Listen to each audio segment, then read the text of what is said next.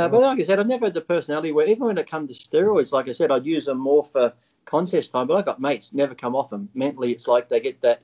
If they come off them, they're going to get small. I can't train without them. They got that whole. I said, if you think like that, you're going to go nowhere. It's like I'd rather be off them, like I said, for a couple of months of the year. When I was off them for 4 or 5 months of the year, contest time, I go back on them. And when you use a small amount, I just found my body responded better than being on. You have these guys now that blast and cruise. They say they're off them, but they're still just cruising on these silly. They're cruising on more than what I would take for a cycle. Exactly. And this is the thing I hate too, because when I do a seminar and someone said, Lee, what are you taking? I tell them the exact amount. They'd sit there, oh, you're lying. I'm like, why would I lie? Well, I heard you take this. They're like, oh, who'd you hear that from? Oh, such and such time. I said, well, I don't fucking know him. How the fuck would he know what I take? You know, I had a friend of mine once. This is a funny story. He was in a gym and he calls me up. He goes, Lee, do you know such and such? I said, no, why? He goes, he's over here in the gym. He's telling these 4 young kids that he used to live with you. And one day he came into the bathroom and you're sitting on the toilet with fucking a syringe in each quad. And a shoelace around your dick. Yeah. No. Different day, mate. Blame them. So I said, go over there and give him the phone. So he goes over and he gives him the phone. I said, hello. He's like, who's this? I said, well, you should know me. You used to live with me, didn't you? You walked in on me on the toilet. I said, it's Lee Preach. And he handed the phone back to my mate and he took off out the gym really quick. But I'm thinking, if my mate wasn't there at that time to hear him, these 4 young kids he's talking to, they're fucking believing it. Yeah. Oh, he was on the toilet injecting his quads. This guy's like, yeah, I used to live with him and stuff. I'm like, the shit people come up with. I said, if you want to know anything, just ask me. It's like, from day one, my mum always said, tell the truth. So I've always told the truth. People like me or hate me for it, but I've always been that way. I've always said that's how politicians should be. Tell the truth. You might hate the politician, but at least you can say, well, you know what? He was honest. We asked him a question. He answered. So I've always been that way when it came to anything. Just I've always told the truth, but people don't want to hear the truth. I'm just like, well, don't ask me a question then. But, you know, they'll be like, well, I read online, this guy says you need this much and this stuff. It's like, well, you don't. I remember when I first started taking stanozol, you know, being water-based, I was told you got to take it every second day. So I'd do that and it'd fucking hurt. It would clog up. You get a bit of like that infection. So then I went every second day. I ended up taking it every 4th day for a contest and I was in just the greatest shape as I took it every other day. And then I was reading on the bottle, I said it before, it says, for a horse takes 2 mil per 100 kilos every 2 weeks. I'm like, well, why the fuck am I taking a mil every fucking second day? I said, I'm not as big as a horse. Why the fuck do I need that much? So it just came down to really common sense. And then people are like, well, Lee, if you take this drug, you got to take it every other day because, you know, it's only got a half-life. And I'm thinking, if the drug's in my system, what you think if I put a fast-acting drug in my system 2 days later, it's fucking out of my system like that? It's still in there. I think half these cycles and courses are given out by people who sell the fucking drugs so they can make more fucking money off people. That's the main thing. I said, you don't need that much. Just take a small amount. And then when you come off, actually come off, clean out. And, yeah, I'd always do blood tests on season, you know, when I've taken gear, so I know what my blood is, cholesterol, and get my heart checked. And then off season, because I'd get so heavy and eat so much food, I'd get my health and blood work and all that done then too, so I could compare the two. And, you know, I never really had a problem because I said I used it. I didn't abuse it. But sadly now, like I said, internet's a great thing, but, you know, if you're going to go to someone you want to learn about dieting and training, go to someone that's done something like Dean and stuff and all these other people. I see some people going to these people who are experts, never done anything. Oh, they've read shit online or they've got fucking a little degree here and there. And it's like, you know, if you're beginning in the sport, it's good to have a coach or a guru, as they call them, to help you. But then I figure the whole sport really is trial and error. You got to find what works for you. And that's what I did. I do a diet, didn't work, I try a drug. Because to me, people come up to me sometimes and say, Lee, can you coach me for this? And I'm like, well, you don't really need me because all I'm doing is experimenting like you'll do. I can say, here's a diet. I want you to eat this. Train here. If it comes to drugs, take this. So in 2 weeks, I say, how you feeling? Oh, this, that. Okay, we'll cut this bit of food out. Maybe cut that drug out. You could do that yourself because I don't know your body better than you do. I think when you get into this sport, all you really need is a great training partner, a couple of friends that are going to be truthful. I said, instead of gurus telling you what to eat and what to take, I'd rather have a guy that's going to turn up at 6 a.m. every day and push my ass in the gym. The rest of the shit like eating and drugs, you can work that out yourself.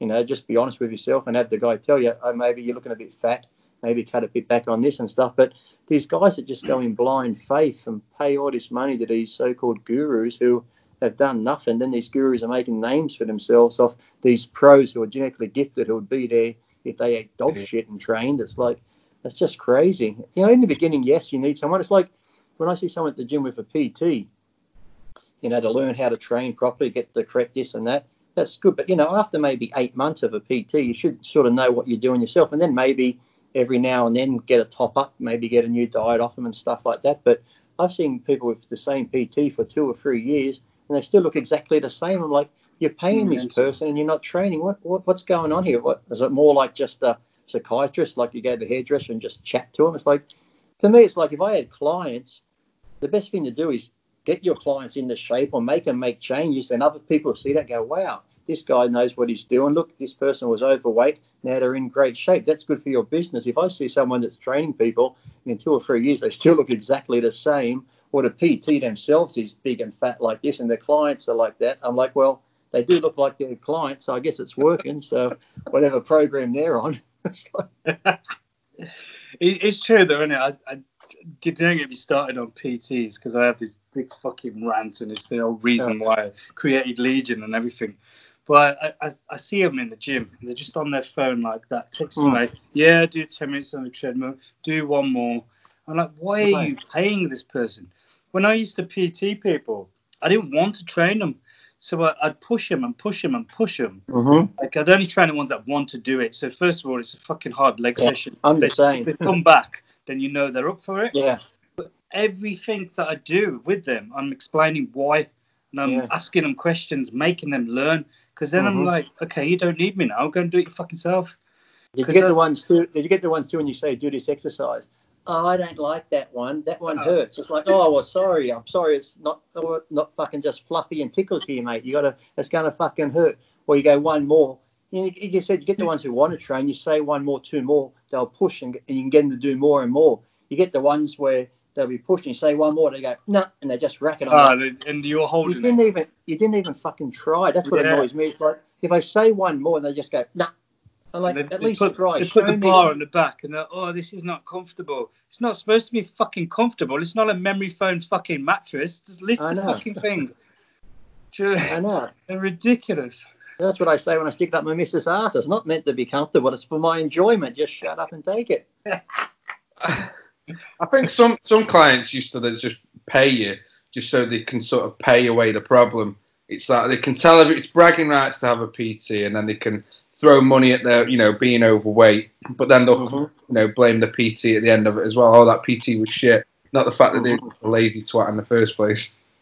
Well, I used to train one lady. She was like, did I give her a diet? And she was losing weight. Then I'd see her weight's going up. I'm like, are you sticking to that diet? Yeah. I'm like, this is weird. Because Dean would know. We know that if you're on a certain type of diet and you're training doing cardio, your weight should be going down, getting in shape, not going the other way. So I was like, this is amazing. Okay, maybe she's a bit elderly, not elderly, but middle-aged. I think maybe hormones play into it. Maybe she, sometimes you hold a bit more fluid or whatever's going on. But then as you're getting heavier again, I'm like, how is this happening? I said, now what's really going on? Well, I should tell you, sometimes I do have a couple of bags of chips and a couple of bottles of wine and that.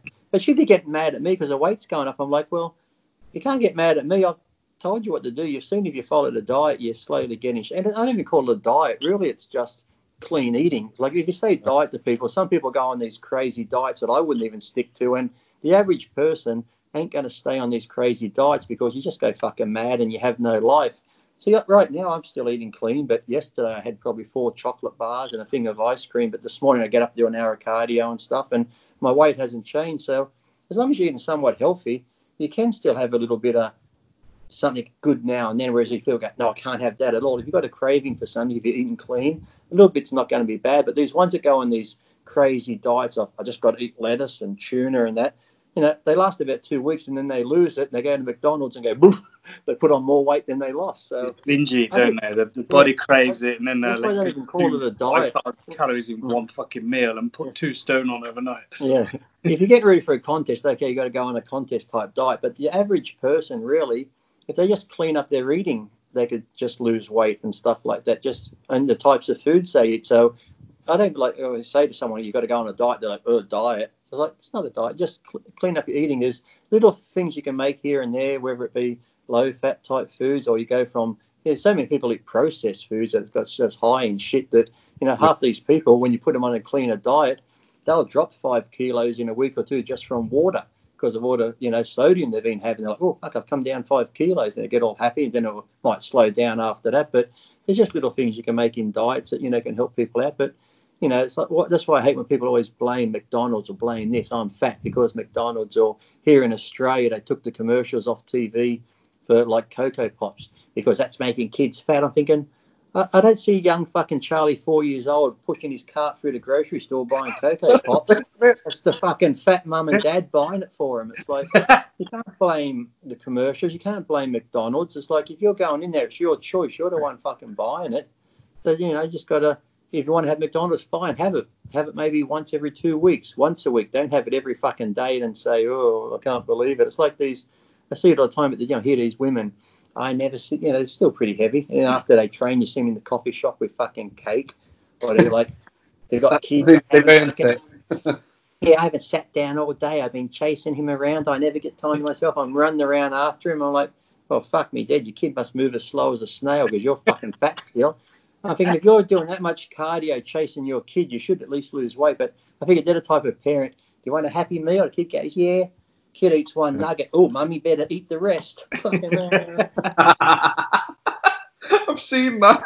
I can't understand why I'm not losing weight. I was like, well, fucking hell. And sadly, I say it all the time when you go to stores. I was looking at, they've got this ice cream now sometimes buy. It's just like a little tub, like the small Ben and Jerry's tub. But it's like 300 calories for the whole thing, and it's like high in protein. But it's like $9 because it's a healthier one. Or they've got these other ones that are like protein bars. There's 4 in a box. It's like $10. So you've got this healthy ice cream, because I forget what it's made from, but yeah, it's high in protein, almost no fat, $9. Then they go down here to the Streets 4-litre container, $2.50. I wonder why people are fat. It's like all the healthier shit is just so much more money. It's like, even like they say, you got to have so much fruit and vegetables. If you've got kids at home, even buying vegetables and fruit, sometimes the price goes through the roof. It's like, let me get this straight. Even like, I always make fun of it. 2-litre bottle of Coke, $1.50. A bottle of water, $3.40. I'm like, what the fuck? It's like, then they go, oh, why are people so fat? It's like, well, shit, when Coca-Cola's 2 litres cheaper than water or stuff like that, it's like, yeah, messed up. So Lee, how's your diet like these days? Because you was always known back in the day for enjoying your KFCs and a bit of junk food now, and you used to get really heavy off season. But as you're saying, you train hard, you was health conscious, you always get your bloods done, and you was always keyed up with your health.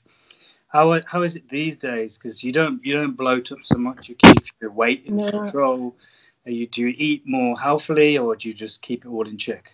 Just been eating cleaner mainly. Like I said, I might have for breakfast now, I might have scrambled eggs and toast, but then later on I might have a cherry ripe thrown in. But then next meal could be like another just healthy type of meal. And then I do cardio. I still do cardio at the moment twice a day because the treadmill has a TV on, so I can catch up on silly YouTube videos while I'm on the treadmill and stuff, or just go walking outside. But yeah, I just cleaned it up a bit.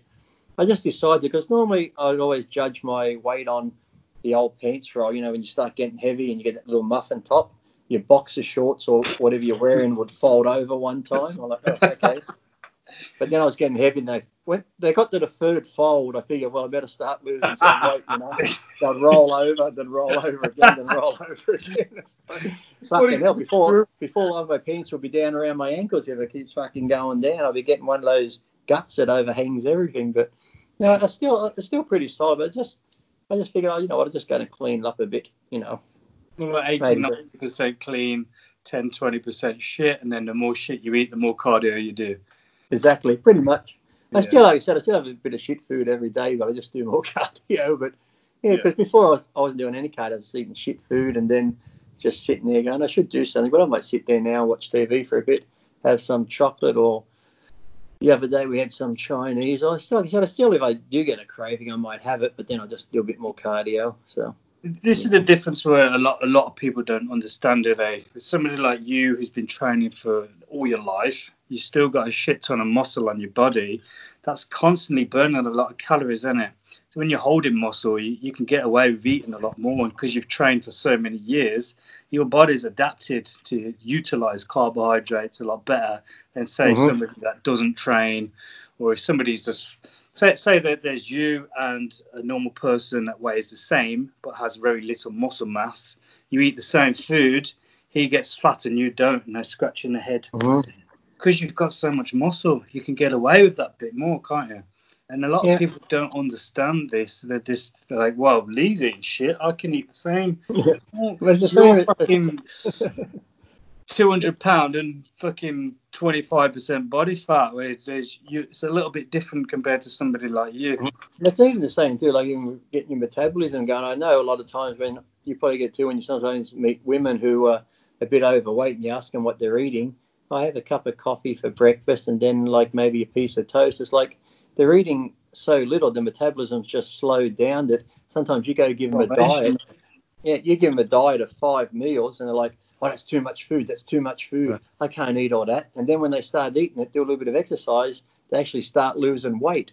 People don't realize if you don't eat enough, sometimes your metabolism slows down. If your body thinks it's not going to get fed, it's going to hold on to the fat and everything for protection. It's just like, it's just the hardest thing to those people is when you first make them eat more food. Then of course their body's like a sponge. They put weight on and then start losing weight. So you got to get them past that process, innit? They're like, oh, well, you're talking shit because I've just put half a stone on eating more food. I'm going to go back to eating nothing. You got to get going, ain't you? And the worst thing is to get them off the scale, because you see it at the gym. I sometimes see the same women when I was going to the gym before they closed in the morning, before their cardio, they come in and get on the scale. And you just see them. I'm thinking, this is going to be a good day or bad day. Sometimes you see them hop off and they smile. Sometimes you see them get off the scale.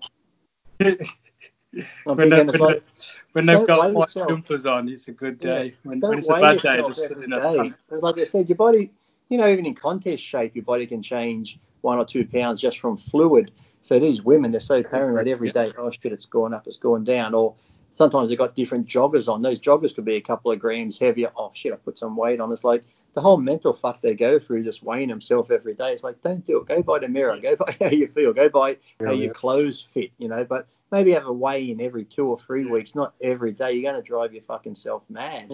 Or they lose 1 pound, so they have to treat themselves to a cheat day. Yeah, I did that once. For a day. I did that once with a guy who's like me, sort of really bulked up. Lee, can you do me a diet type thing, an eating plan? I said, yeah. So I did it for him. He gets it. First thing he looks at it, he goes, when's my cheat meal? I'm like, I said, you get a cheat meal when you lose some fucking weight. I said, you've been cheating for the last fucking 5 years. It's like, at least, even when I had cheat meals at a contest time, I never had it until I got near contest shape, because I knew if I had it earlier, I'd be like, well, fuck this dieting. I'm just going to go back to eating normal food, because once I got on the diet food, your taste buds change and stuff. You actually start enjoying it. But I knew if I went and had something that tastes really good, it's hard to go back to the diet food the next day. So I wouldn't cheat until I actually got in shape. But yeah, you give someone a diet, the first thing, when's my cheat day? It's like, come on, mate. It's like, at least get through a bit of stuff. Yeah, like they want that little reward for doing fuck all. For being it's like I said, when you're training, they said they don't like that pain. It's like, your mind's going to give out before the muscle all the time. It's like, you're doing something that really hurts. Your first thing your mind goes is, hey, stop, this isn't comfortable. Stop doing what you're doing. But, if you've got someone there, you can push past the pain. But generally, once people get to that point where it hurts, I don't like that anymore. I'm going to stop doing that. It's like, no, keep going. No, it hurts. It's like, oh, fucking hell. It's like,